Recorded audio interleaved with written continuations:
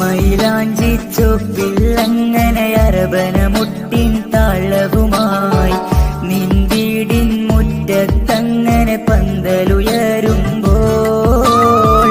അയലത്തെ വീട്ടിൽ കഴിയും കഥയറിയാത്തൊരു നായകനായി വിധിയാലെ നിന്നെ മറക്കാൻ ആവില്ലെന്റുയിരേ.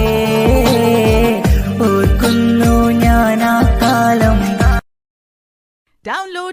മൈലാഞ്ചി ചൊപ്പിൽ അങ്ങനെ അരബന മുട്ടിൻ താളവുമായി നിൻ വീടിൻ മുറ്റത്തങ്ങനെ പന്തലുയരുമ്പോൾ അയലത്തെ വീട്ടിൽ കഴിയും കഥയറിയാത്തൊരു നായകനായി വിധിയാലെ നിന്നെ മറക്കാൻ ആവില്ലെന്റുയിരേ.